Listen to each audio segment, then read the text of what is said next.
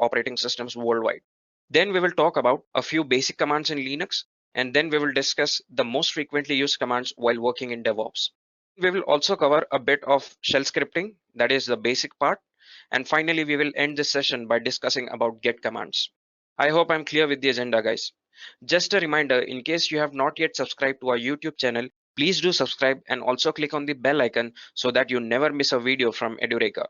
So let's not waste any time and straight away start with our first topic, that is, what is Linux? Okay, so Linux is an open source and a community developed operating systems for computers, servers, mainframes, mobile devices, and embedded devices. It is supported on almost every major computer platform, including x86, ARM, etc., making it one of the most widely supported operating systems. Linux was designed to be similar to Unix, but has evolved to run on a wide variety of hardware from phones to supercomputers.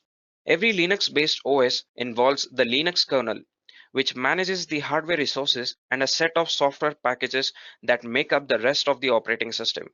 The OS includes some common core components like the GNU tools, among others. These tools give the user a way to manage the resources provided by the kernel, install additional software, configure performance and security settings, and so on. All of these tools bundled together make up the functional OS. Because Linux is an open source OS, combinations of software can vary between Linux distributions. So this was about the Linux OS in a nutshell.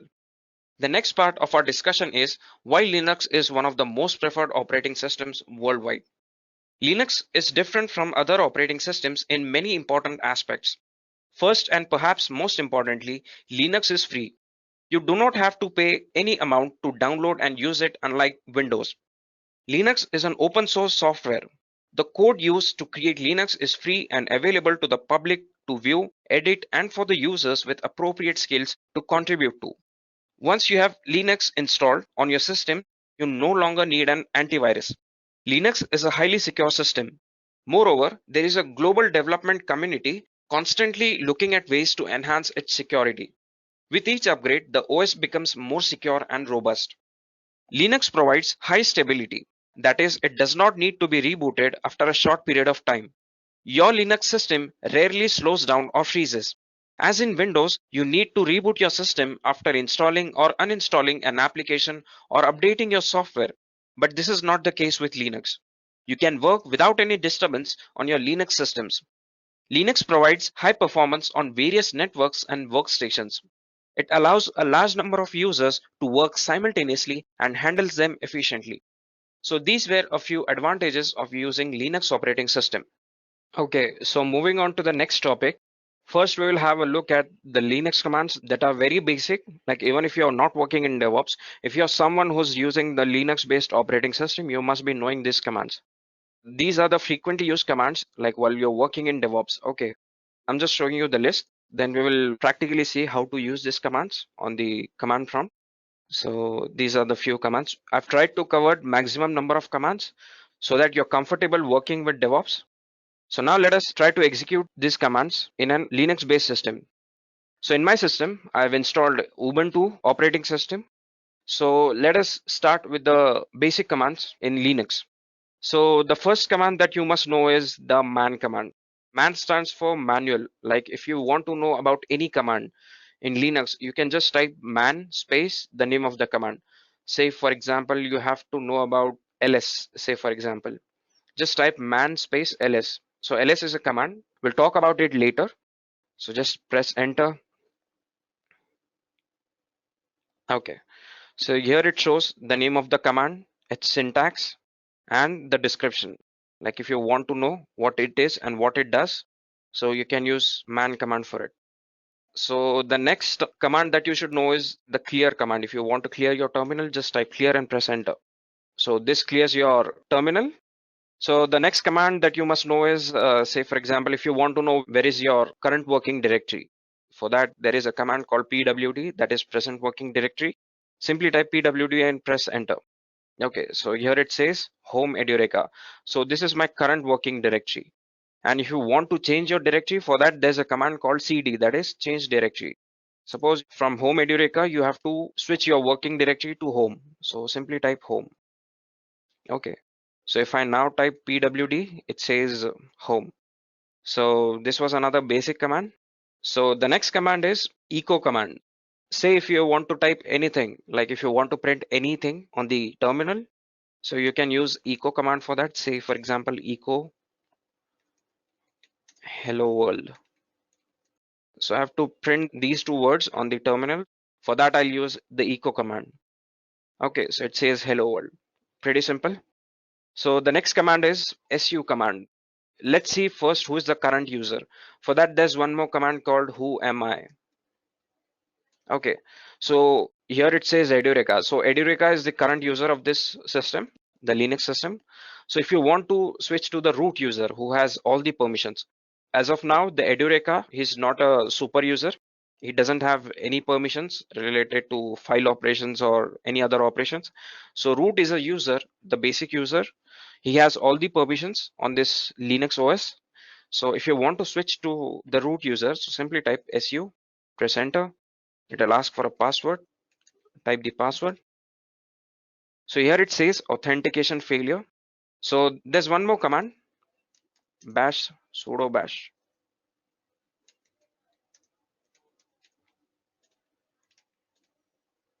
Okay.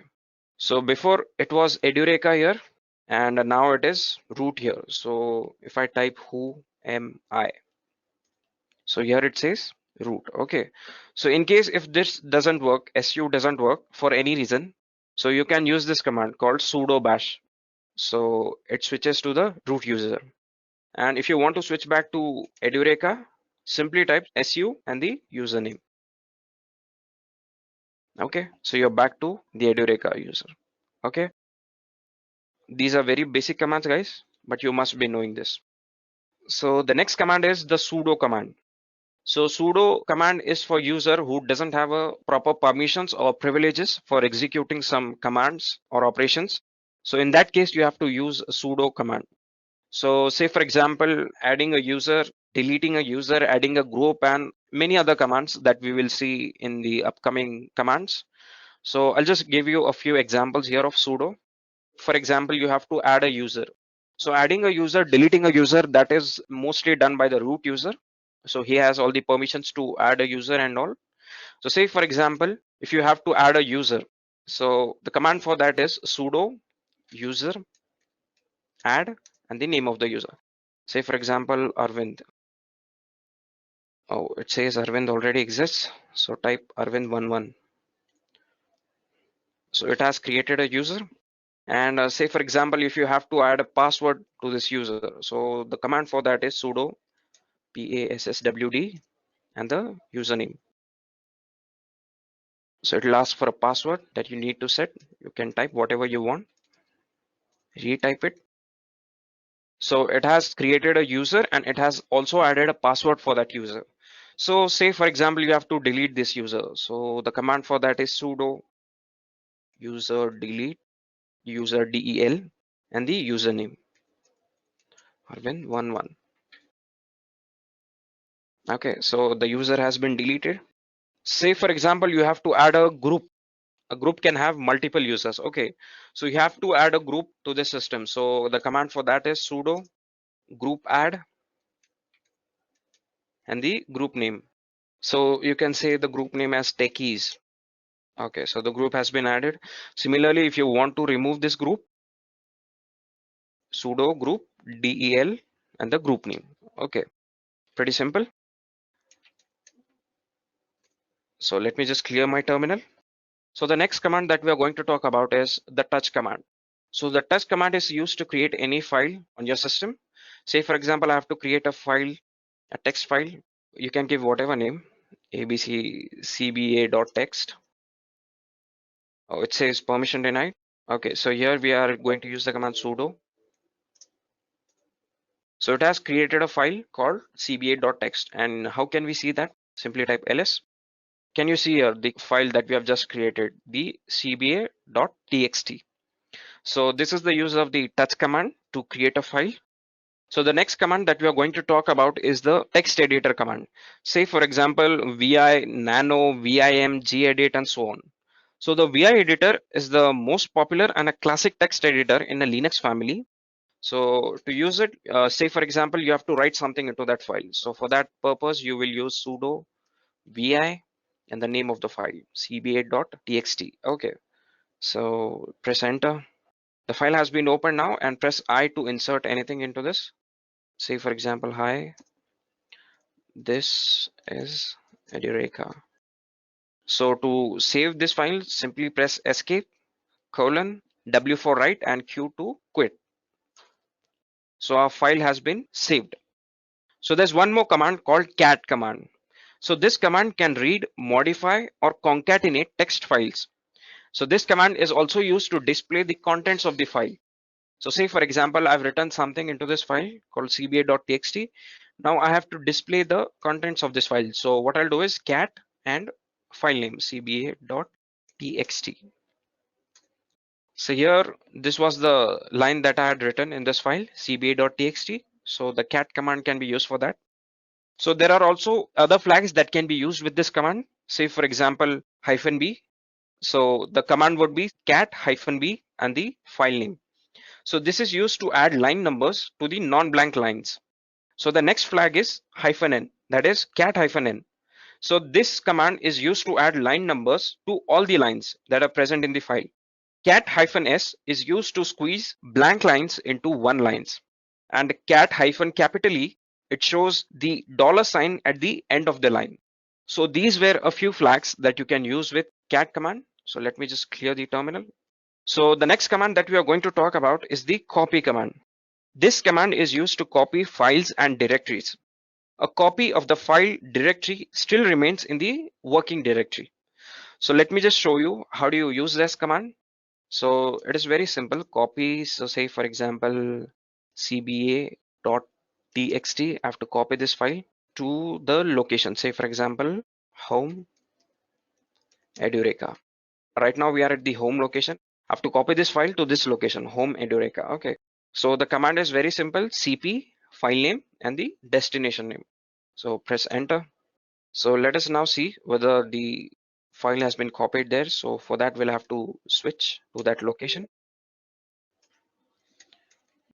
cd Edureka. So let us use the ls command. Okay, so here you can see the cba.txt file has been copied. So this was a very simple command. And there are a few flags that you can use along with this command. So there's a flag called -n, that is cp-n and the file name. So this does not overwrite the file. The next flag is the -u, that is cp-u. So this command updates the destination file only when the source file is different from the destination file. There's one more flag called -R, that is cp-R. So this command is a recursive copy for copying directories, and this command even copies the hidden files. So these were a few flags that you can use with the copy command. So the next command is the move command or the mv command. So this command moves the files and the directories from one directory to the another. The file or the directory once moved is deleted from the working directory. So this was not the case with the copy command. So I hope you get the difference between copy and move. So let us see what is the syntax for this. So the syntax is mv, the flag name, like if there are any flags here, the file name, and the destination name. Okay, the path to the destination. So let us just say first we'll have a look at the files that are present here. Okay, so demo.txt. Can you see this file here? So we'll try to move this file to the home folder. So the command is very simple. mv, the file name, demo.txt.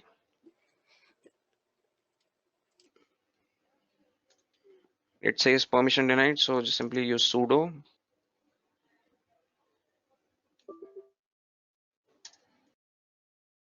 Okay, the file has been moved. Let us now verify this. cd.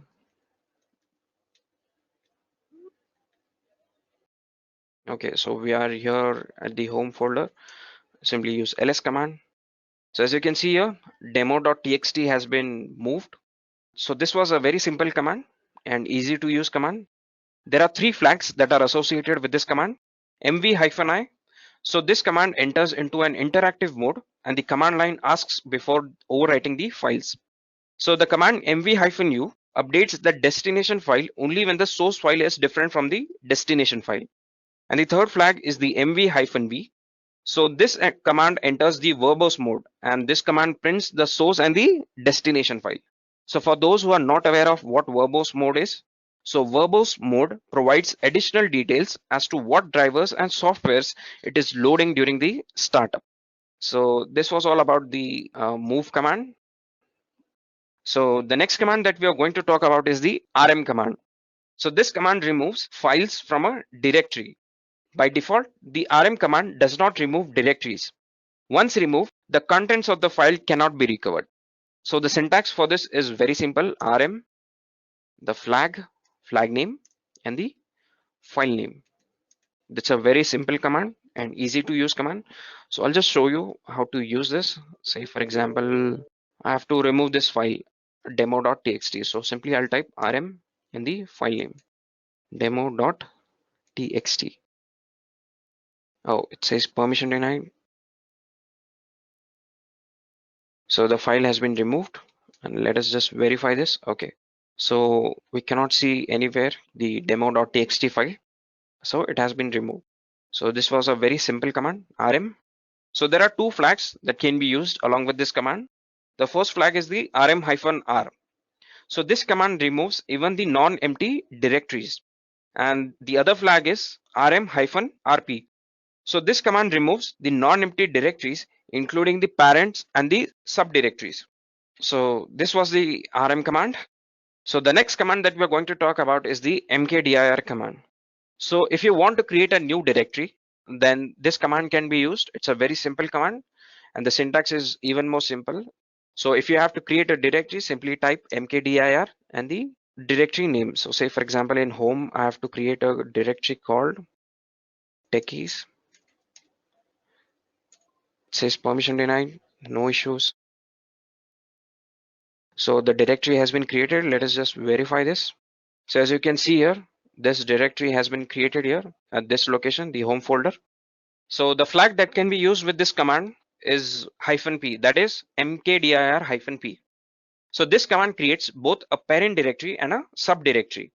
And if you want to create multiple files into a directory, you can use the command mkdir-p and the file names. So this command will create multiple subdirectories inside the new parent directory. So let me just clear the terminal. The next command is the rmdir command, or the remove directory command. So this command is used to remove a specified directory. Although by default it can remove only an empty directory, there are flags which can be deployed to delete the non-empty directories as well.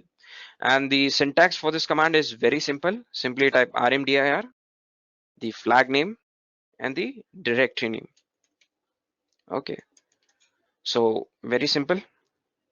Let us just see how do you remove a directory, rmdir. So let us just remove the directory that we created in the previous command, rmdir, and the name was techies. Sudo rmdir techies. Okay, so the directory has been removed. Let's just verify this. So there's no directory called techies here, as it has been removed by the rmdir command. So there are a couple of flags that you can use with this command. The first flag is -p, that is rmdir-p. So this command removes both the parent and the child directory. There's one more flag called -pv. So the command is rmdir-pv. So this command removes all the parent and the subdirectories along with the verbose.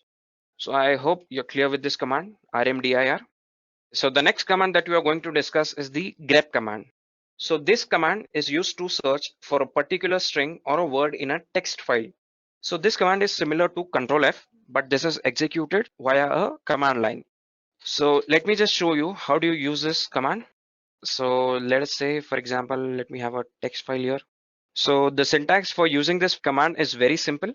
So say, for example, we have a file here called grep test, as you can see here, this one. So let me just see the contents of this file using cat command, grep test.txt. So this file has these words: dog, apple, ball, cat, mouse.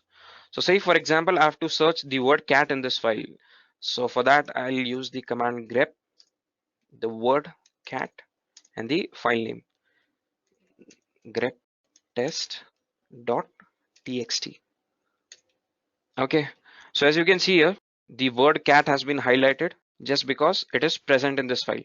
So say for example, we want to search for a word that is not present here. So say for example, cat1 or any other word. So say for example, mad. Okay, so it is not showing anything. That means that this word is not present in this file. So this was a very simple command, grep. And there are a few flags that you can use with this command.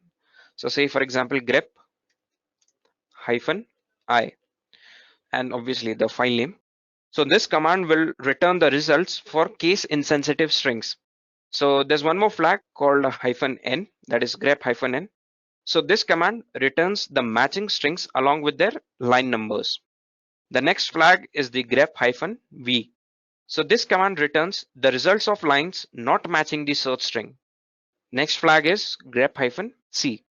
So this command returns the number of lines in which the results match the search string. So the next command that we are going to talk about is the sort command. So this command sorts the results of a search either alphabetically or numerically. Files, file contents, and directories can be sorted using this command. The syntax for this command is very simple. Let me just see the files that are present here. So there's a file called sort test. So let me just see the contents of this file. Sort test.txt. Okay, these are the words that are present in this file. So I have to just sort these words. Okay, so the command for that is sort the file name, sort test.txt. So as you can see here, these words have been sorted alphabetically: B, D, F, M, S, and T. So this is the use of sort command. And there are a few flags that you can use with this command. Like the first flag is sort -r and the file name, obviously. So this command returns the results in reverse order. So there's one more flag called -f. So this command does the case insensitive sorting. So whether you have uppercase words or alphabets or whatever in your file, so irrespective of the case, this command will sort the file. And there's one more flag called sort-n. So this command returns the results as per the numerical order. So say for example, you have numbers in this file, and if you want to sort them numerically, like ascending order, that can be done using the command -n. So this was pretty much about the sort command. So let me just clear the terminal. So the next command that we are going to talk about is the 𝐶𝐻_own command. So different users in the OS have ownerships and the permissions to ensure that the files are secure and put restrictions on who can modify the contents of the file. In Linux, there are different users who can use the system. So each user has some properties associated with them, such as the user ID and a home directory. We can add users into a group to make the process of managing the users easier. A group can have 0 or more users. A specified user can be associated with a default group. It can also be a member of other groups on the systems as well. So if you talk about the ownerships and the permissions, so to protect and secure the files and directories in Linux, we use permissions to control what a user can do with a file or a directory. So in Linux, there are 3 types of permission: the read permission, the write permission, and the execute permission. So the read permission allows the user to read files and directories. It lets the user read directories and subdirectories stored in it. The write permission allows the user to modify and delete a file. Also, it allows a user to modify its contents for the directories. So unless the execute permission is not given to directories, changes do not affect them. The third permission is the execute permission. So the write permission on a file allows it to get executed. For example, if we have a file named php.sh, so unless we don't give it an execute permission, it won't be run. So these were the permissions. Types of file permissions in Linux, there are 3 types. The first one is the user. So these type of file permission affect the owner of the file. The second one is the group. This type of file permission affects the group which owns the file. So instead of the group permissions, the user permissions will apply if the owner user is in this group. The third permission is the other permission. So these type of file permission affect all the users on the systems. So to view these permissions, so let us just say we use a command ls-l. So this command will list down all the files and the directories that are present here along with their permissions.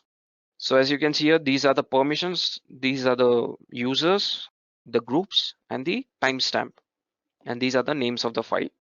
To use this command, so say for example, there's this file called abc.txt whose user is Edureka. Okay, so you have to use this command chown. So the syntax for that is pretty simple. Chown, the owner name, the owner that you want to change. So say for example, root, and the file name. So file name is abc.txt. Operation not permitted. Sudo. Let me just try sudo. Okay, so this works when you use sudo. So let us now just run the command ls-l to see the permissions of this file. So as you can see here, it was first Edureka. Now let us see the changed owner. Okay, so previously it was Edureka and now it is root. Okay, so this is how you use the chown command. So just to summarize, the chown command is used to change the owner and the group of the file.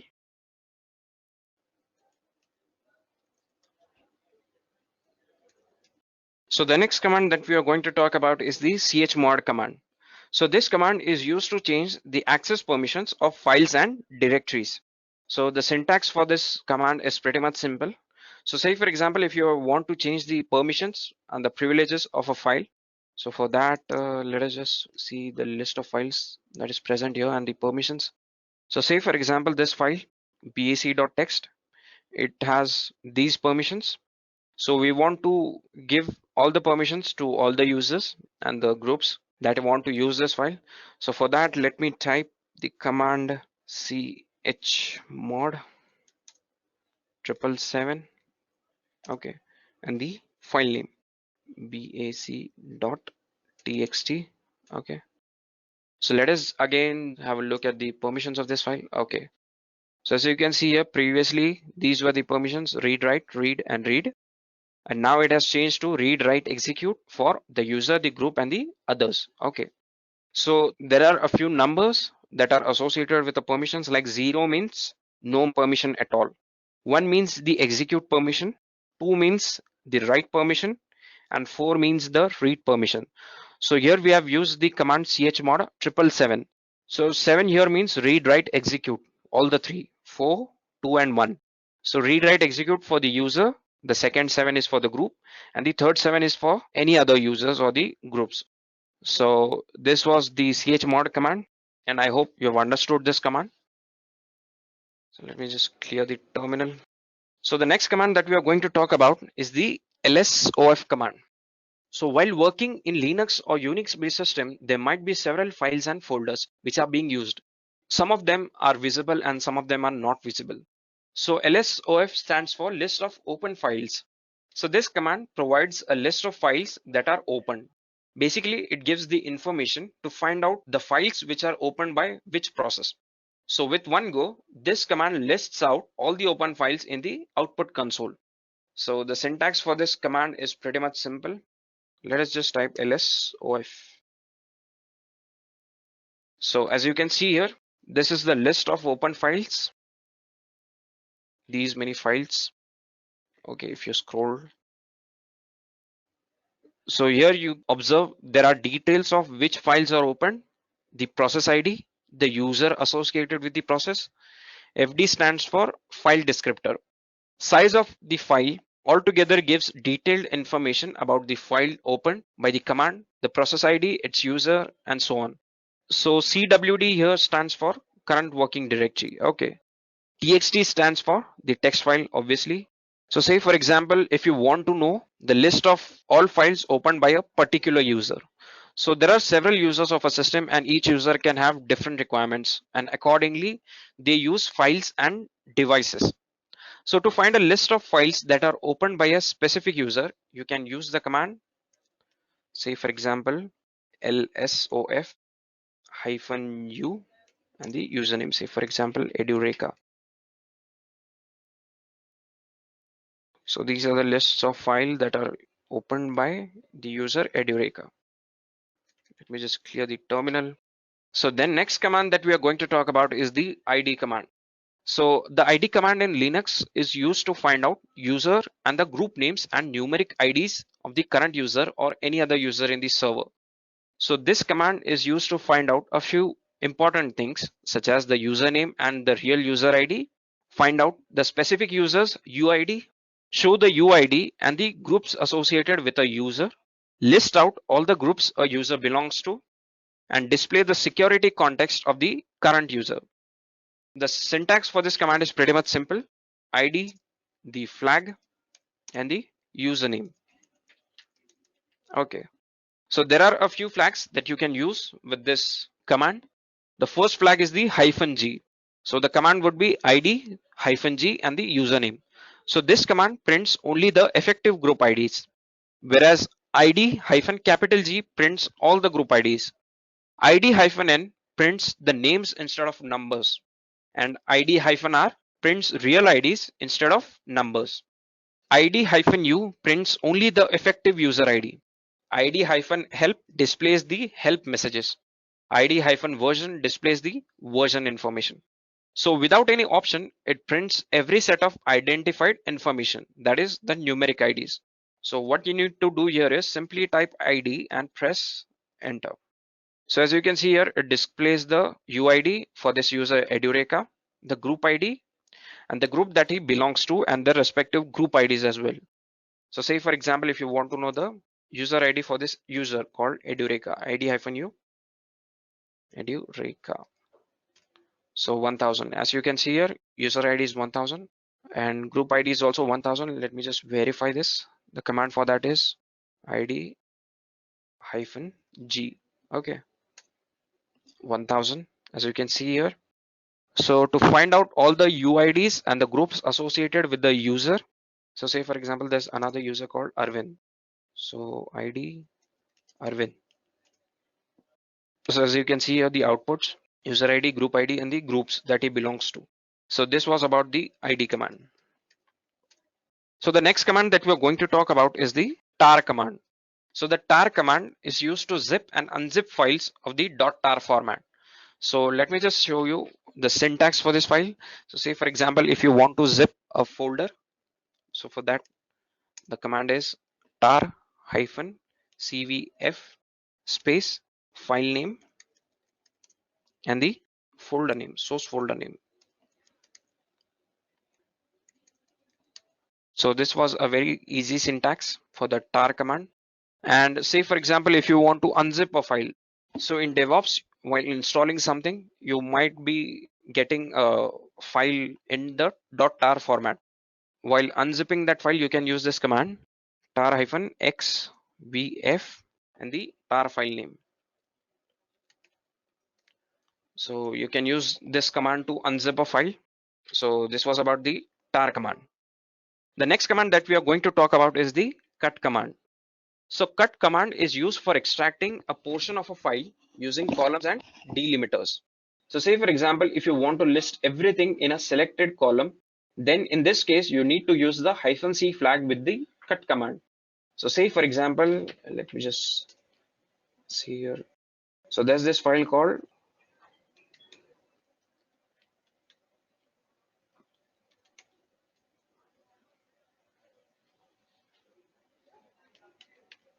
So let me just show you how do you use this command. So let us first see what are the files present here.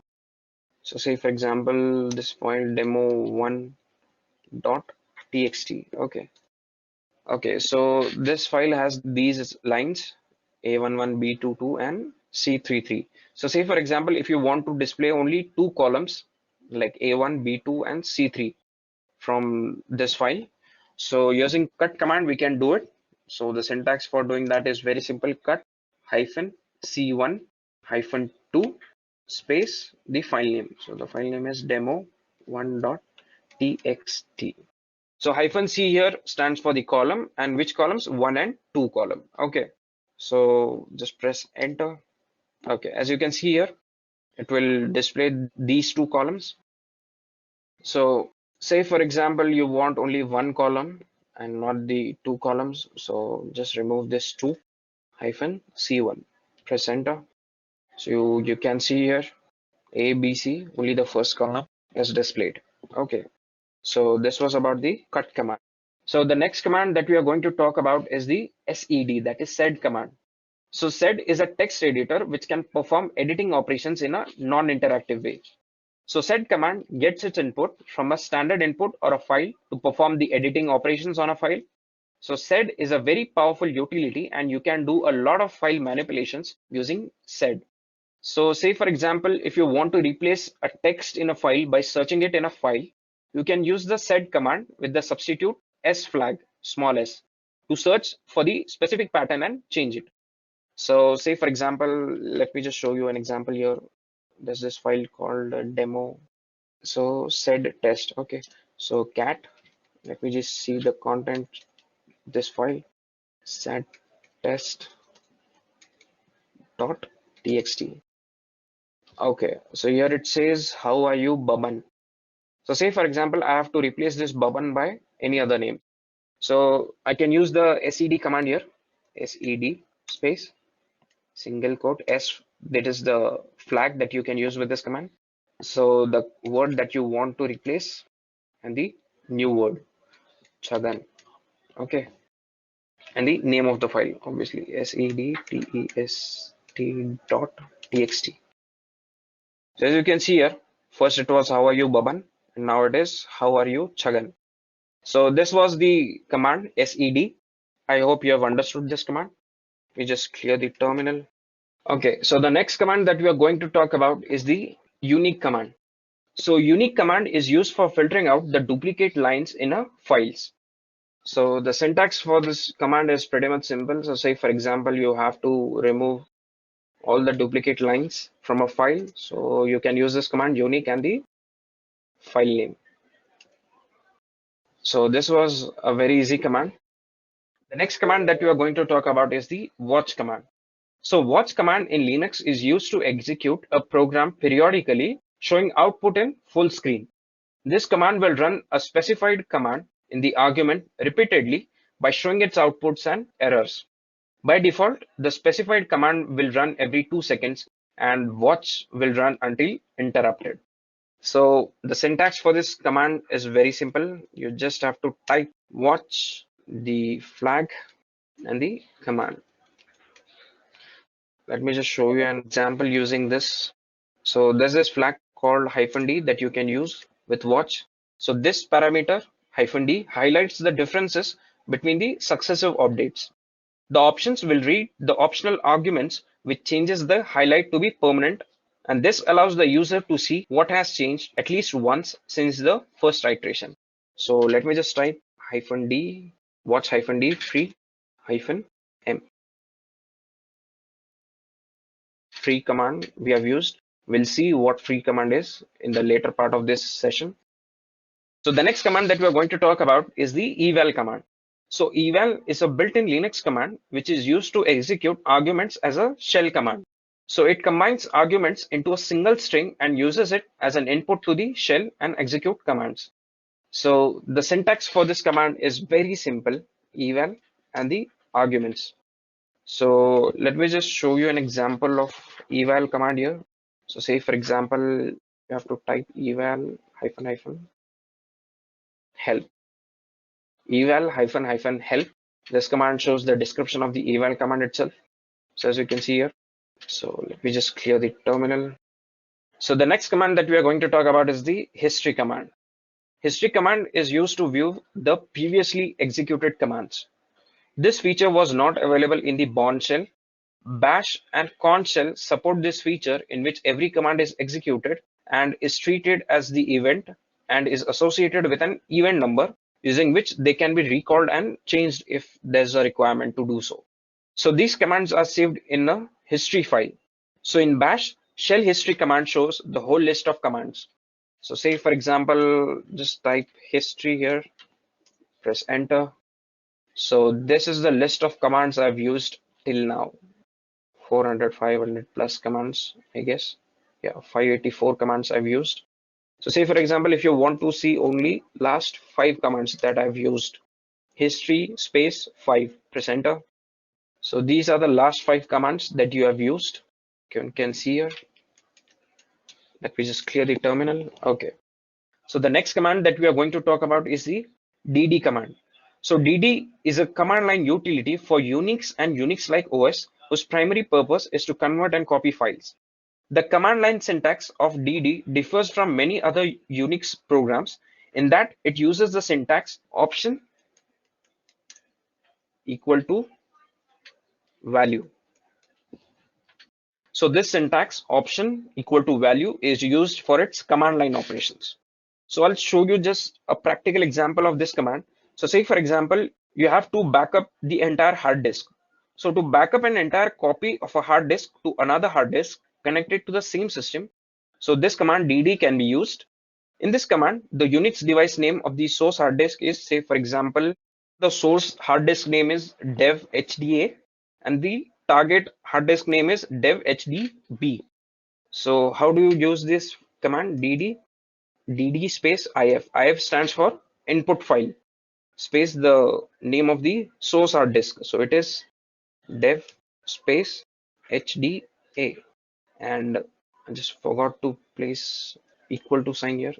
As discussed earlier, it has a syntax of option equal to value. So input file is this, the source file, and the output file of is dev slash hdb. So as of now, we are not copying anything. So, but I'm just showing you how to use this command. So input file and output file should be mentioned very carefully. Just in case you mention source device in the target and the vice versa, you might lose all the data. I hope you have understood this command. Okay, so there's one more command that we talked about, like the free command. Okay, so the free command displays the total amount of free space available along with the amount of memory used and swap memory in the system, and also the buffers used by the kernel. The syntax for this command is very simple, free space or options, you can say. So let me just type free command here and press enter. So as you can see here, total installed memory that is present on the system. So used means the used memory and free means the unused memory. Shared displays the memory used by the temp folders. Buffered displays the memory used by the kernel buffers. And cached displays the memory used by the page cache and the slabs. And buffers slash cache displays the sum of the buffers and the cache. And there are a few flags or options that you can use with this command. That is -b. The command is free -b. So it displays the memory in bytes.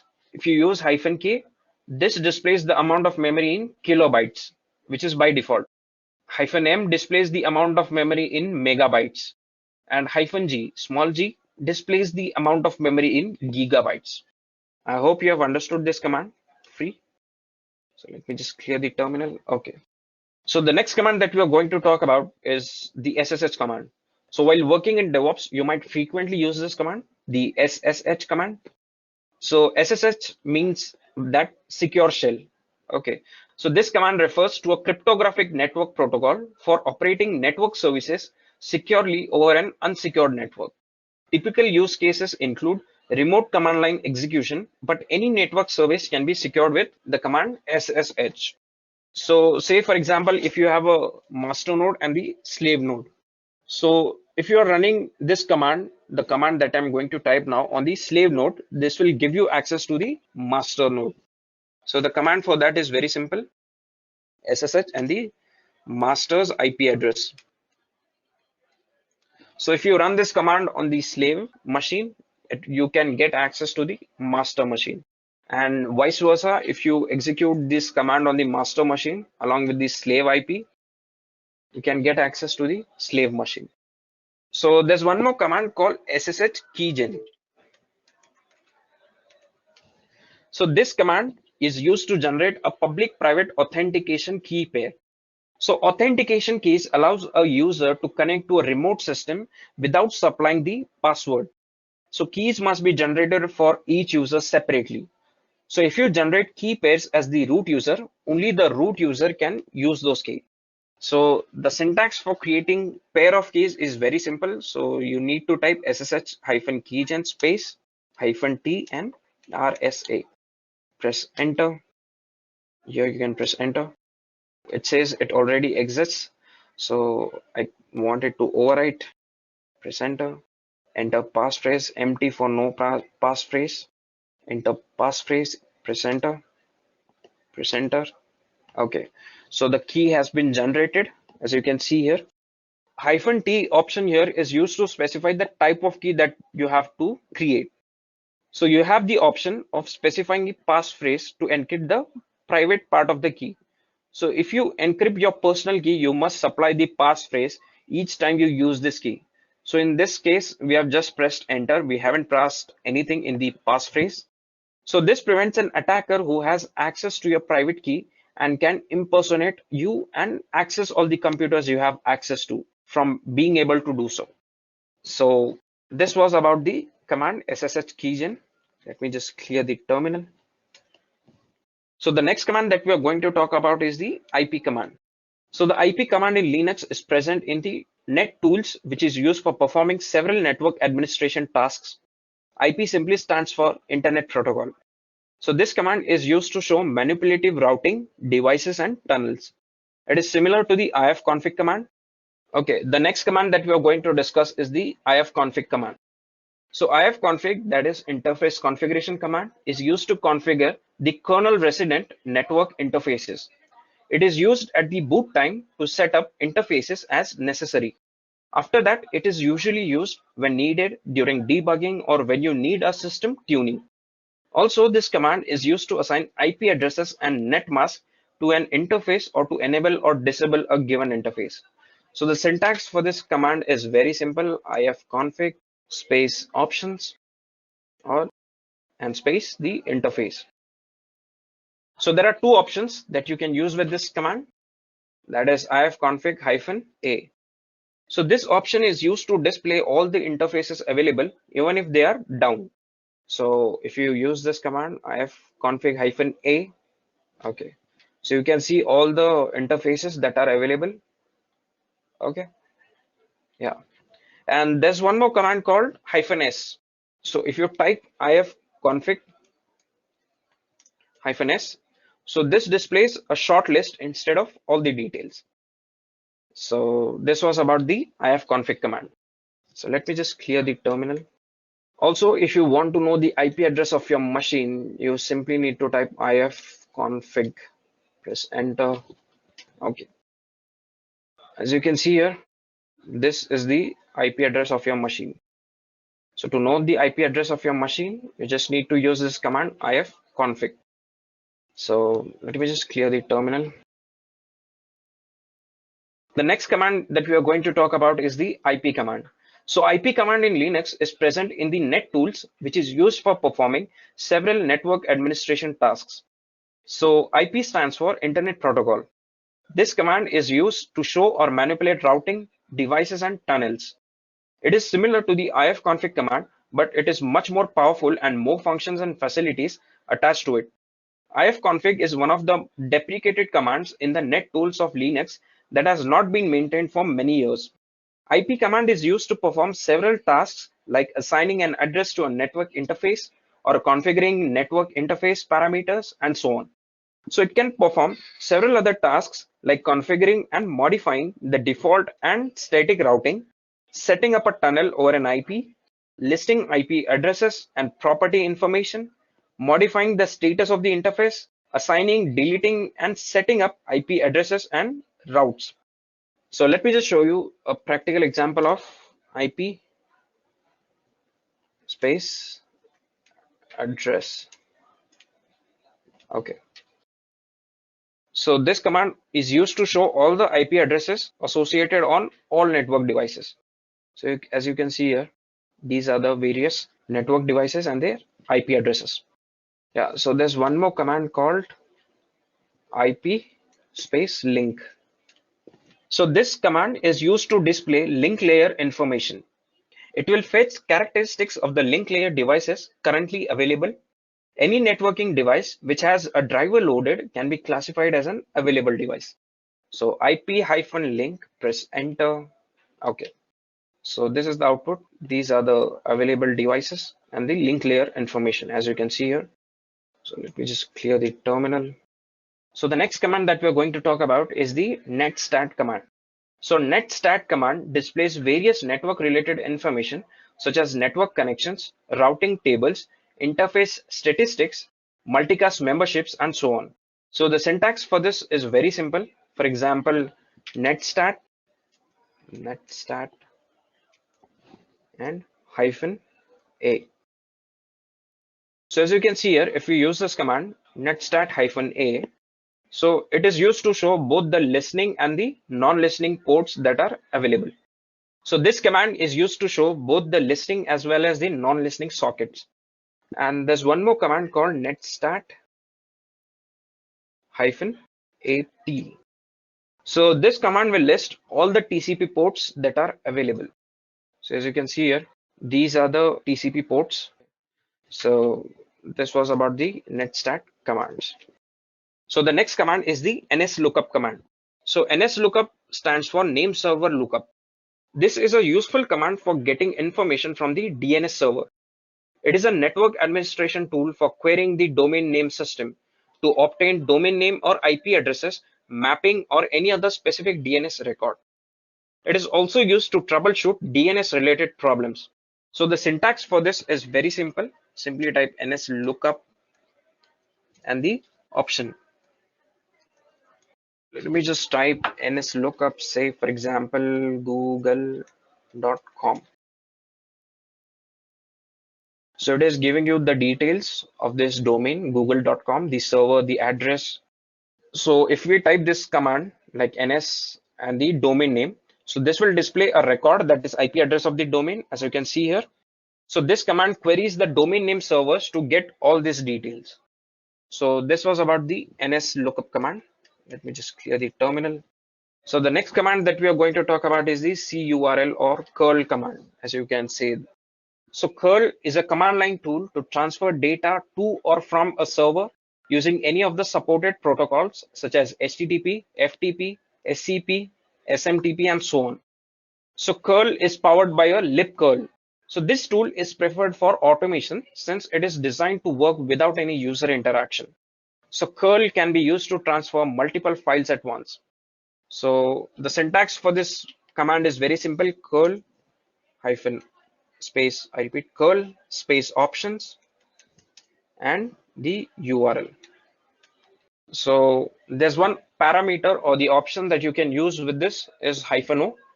So this parameter saves the downloaded file on the local machine with the name provided in the parameters. So this was about the curl or the curl command. So the next command that we are going to talk about is the awk command. So awk is a scripting language used for manipulating data and generating reports. The awk command programming language requires no compiling and allows the user to use variables, numeric functions, string functions, and logical operators. So awk is abbreviated from the names of the developers, that is Aho, Weinberger, and the Kernighan. So the syntax is pretty much simple. I'll show you how do you use it. So say for example, let me see the list of files that we have. Okay, so cat abc.txt. So let us just see the contents of this file abc.txt. Let's just see another file demo1.txt. Okay. Demo1.txt.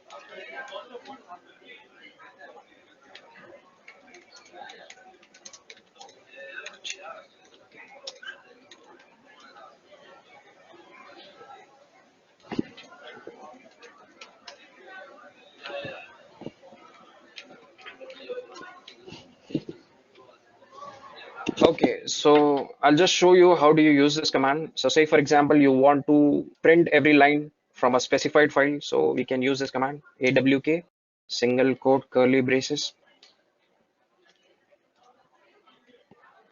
Okay, and the name of the file. So say for example awk test.txt. Okay, so this was the file. This has only 2 lines. Okay, so if you want to print every line from a file, so you can use this command awk. So say for example, I'm looking for a specific pattern in a file. So say for example, awk, I'm looking for the word. Okay, so let's consider this file itself in single quotes. I'm looking for RAM and I want to print it.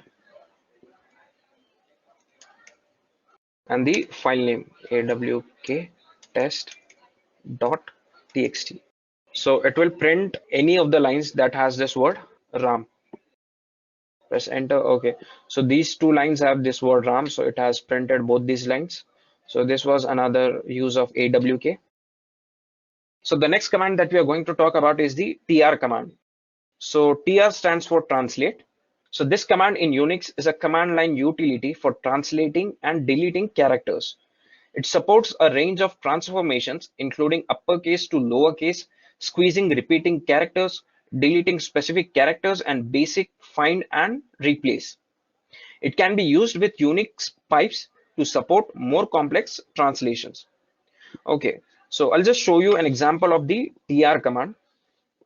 So say for example, this file called awk test. Okay, so let us just see the contents of this file. Now we'll try some other file, cba.txt. Okay, so let us just say we want to convert this into uppercase, everything into uppercase. Here we want to display this, hi, this is Edureka in uppercase. So for that we will use the command cat, the file name cba.txt,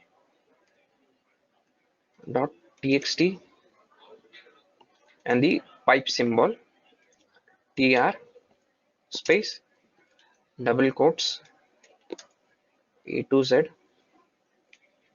space and the capital A to Z.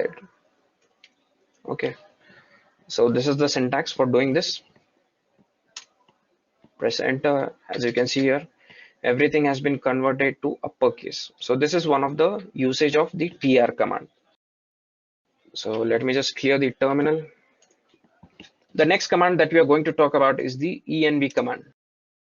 Env command is used to print environment variables.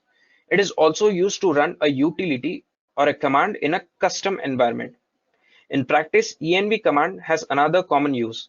It is often used by shell scripts to launch a correct interpreter. In this usage, the environment is typically not changed. So say for example, I have to see a list of all the environment variables that are present on my system. So I'll simply type env and press enter. Okay. So these are the list of environment variables that are present. Say for example, if you want to run a command with an empty environment. So for that, the syntax is env -i and the command. Okay. And say for example, if you want to remove a variable from the environment. So for that, the syntax is env-u and the variable name. Okay. So I hope you have understood this command env. Let me just clear the terminal. So the next command that we are going to talk about is the iptables command. Iptables is a command line interface used to set up and maintain tables for the NetFilter firewall for the IPv4, including the Linux kernel. The firewall matches packets with rules defined in these tables and then takes the specified action on a possible match. So I'm gonna tell you the usage of the iptables commands. So say for example, while working in DevOps, for some reason you need to disable the firewalls. So for that, this command iptables can be used. Say for example, service iptables stop. So this command can be used to disable the firewalls. Okay, so this was a one use of the command called IP tables. Okay, so as of now, we are not running this command on our system. So the next command that we're going to talk about is the apt-get command. So apt-get is a command line tool which helps in handling packages in Linux. Its main task is to retrieve the information and packages from the authenticated sources for installation, upgrade, and removal of packages along with their dependencies. So APT stands for Advanced Packaging Tool. So if you're using Ubuntu based systems, so here the command apt-get can be used. While if you're someone who's using the Red Hat based systems such as the CentOS, so in that case you need to use the command yum. Okay. So the syntax for this command is very simple, like apt-get, the options or the flags and the command. Okay, so say for example, I have to install something on my machine. So I'll use the command sudo apt-get install. Say for example, I want to install this image editor called Pinta. Okay, so I'll just type Pinta, sudo apt-get install and Pinta. Okay, so this was about the apt-get command. The next command is the df command and the disk usage command. The df or the disk free command reports the amount of available disk space being used by the file systems. The du or the disk usage command reports the size of directory trees inclusive of all their contents and the size of individual files. The aim is to make sure you are not overshooting the 80% threshold. If you exceed the threshold, it is time to scale or clean up the mess because you're running out of the resources. So the syntax to use this command, like if you want to see the disk free space in a human readable format, you can use the command df sudo df -h. Okay, so this is the disk free command that we are using, and we can see here the output, size, available size, used, available memory, percentages, and the mounted location. So, but in most cases, you want to check which part of your system is consuming lots of disk space. For the command for doing that is sudo du -h -d 1 and the var. So as you can see here, this location, it is consuming a lot of disk space. So this was about the df and the du command. So now let us talk a bit about shell scripting. So first and foremost question, what is a shell? So an operating system is made up of many components, out of which two are very prime components. And these components are the kernel and the shell. So a kernel is at the nucleus of a computer. It makes the communication between the hardware and the software possible. While the kernel is the innermost part of an operating system, a shell is the outermost one. A shell in a Linux OS takes input from you in the form of commands, processes it, and then gives an output.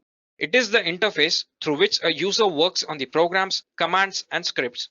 A shell is accessed by a terminal which runs it. So whenever you run the terminal, the shell issues a command prompt where you can type your input, which is then executed when you hit the enter key. So the output or the result is thereafter displayed on the terminal. The shell wraps around the delicate interior of an operating system, thereby protecting it from accidental damage. Hence it is named as shell. So there are two types of shell basically, the Bourne shell and the C shell. So the prompt for the Bourne shell is shown by the dollar symbol, and its derivatives are POSIX, CON, and BASH. POSIX shell is also known as SH. CON shell is also known as SH, and the Bourne again shell is now known as BASH. And the BASH is the most popular shell. The second type of shell is the C shell, and the prompt for this shell is shown by the percentage sign.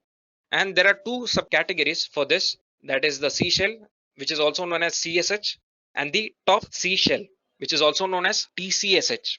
So now the question is, what is shell scripting? So shell scripting is writing a series of commands for the shell to execute. It can combine lengthy and repetitive sequences of commands into a single and a simple script which can be stored and executed anytime. So this reduces the effort required by the end user. So let us understand the various steps in creating a shell script. So what you do is, first you create a file using the VI editor or any other editor, and you name the script with an extension .sh.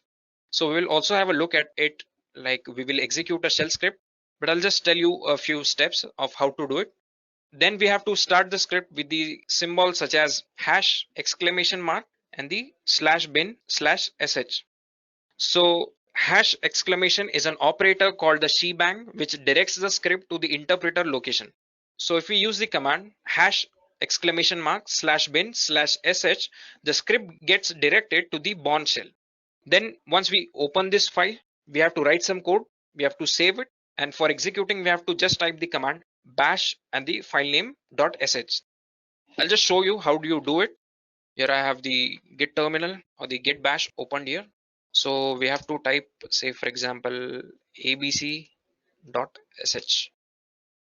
We have to write something here.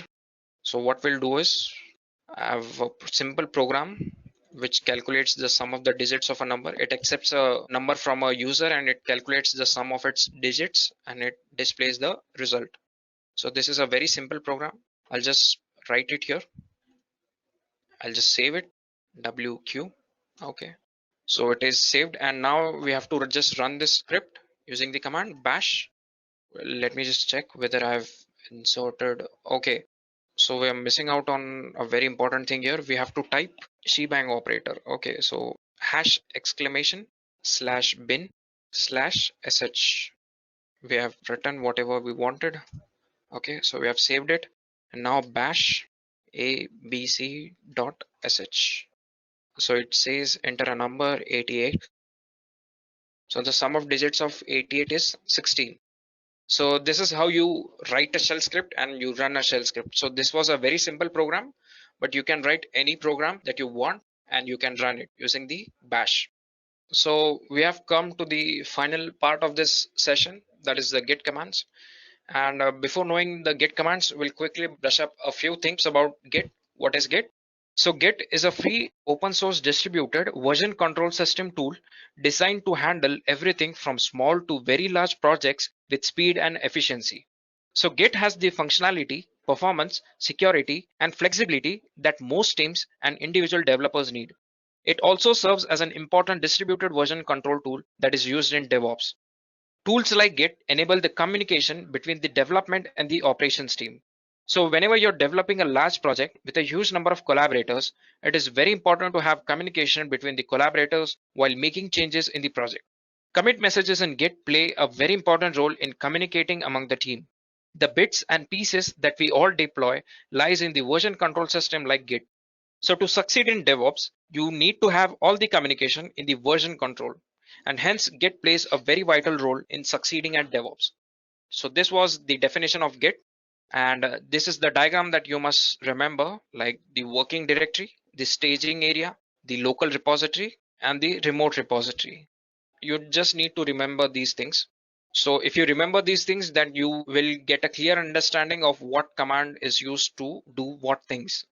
So now we will have a look at few of the git commands. Like as you can see here, we will cover a few commands, git config, git init, and so on, and few of these commands as well. Now let us go to the git bash. So the first command that we will see here is git config command. Okay, so this command sets the author name and the email address respectively to be used with your commits.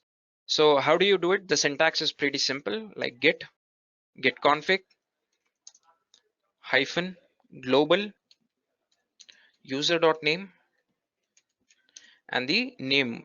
Say for example Edureka. In my case, let's just say Arvind. Okay,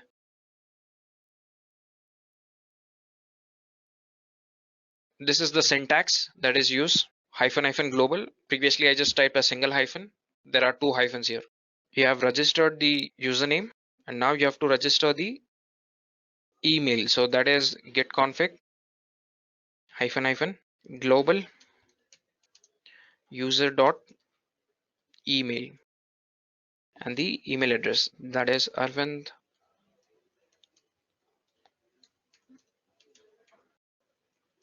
Edureka.co. Okay, so this works fine. So the next command is the git init command. So this command is used to start a new repository. So this is a very simple command. Simply type git init. Like you can type the name of the repository if you want, else it will initialize an empty repository without any name. Okay, so here as you can see here on desktop, it has created a repository. .git repository has been created on the desktop with our command. So the next command is the git clone command. So this command is used to obtain a repository from an existing URL. Say for example, let me just show you. I'll clone a repository from my GitHub account. Okay, so say for example, this is the repository Game of Life, which is available on my GitHub account. To clone that URL, I'll have to first go to this tab, clone or download, click here, and then you'll get a link. Okay, copy that link, clone with HTTPS. Okay, copy that link and paste it here. Git clone and the repository. Paste. Press enter. Okay, so the repository is being cloned here, and it is still working, and it is done. Okay, so as you can see here, the Game of Life repository has been cloned. So this was a very easy command. Let me just clear the terminal. So the next command is the git add command. So this command adds a file to the staging area. And the command for that is very simple: git add and the file name.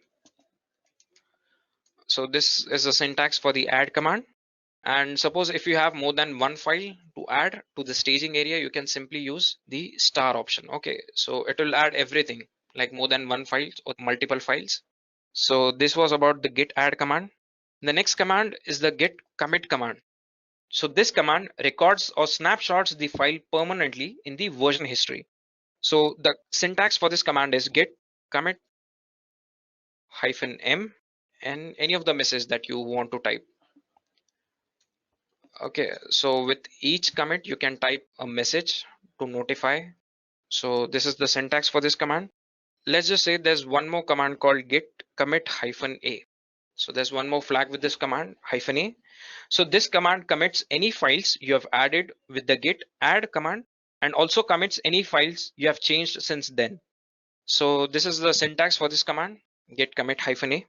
Similarly, there's one more command, like as you have seen earlier in the Linux command, the rm command, git rm the file name. Okay, so this command deletes the file from your working directory and stages the deletion. This was very easy command, git rm. Similarly, there's one command called git show, and here you have to specify the commit ID. Okay, so this command shows the metadata and the content changes of the specified commit. So this was about the git show. The next command is the git remote command. So this command is used to connect your local repository to the remote server. So for that, the syntax is very simple. Say for example, git remote, add the variable name and the remote server link.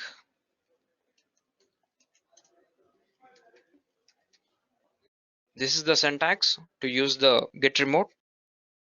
If you want to delete a branch on your remote repository, so how will you do it? So there's one command called git push origin, the remote server and the branch name. Say for example, B2 is the branch name. So the next command is the git pull command. So this command fetches and merges changes on the remote server to your working directory. So the syntax is pretty simple: git pull and the repository link. So this is a very simple command. The next command that we are going to talk about is the git branch command. This command lists all the local branches in your current repository, and its syntax is very simple: just git and branch. This is a very simple command. And if you want to create a new branch, so for that the command is git branch. Say for example, the new branch that you want to create, so git branch and branch name. And if you want to delete the feature branch, so for that the command is git branch -d and the branch name. say for example B1. So this was the usage of the git branch command. The next command is the git checkout. So this command is used to switch from one branch to another branch, and the syntax also is very simple: git checkout and the branch name where you want to switch.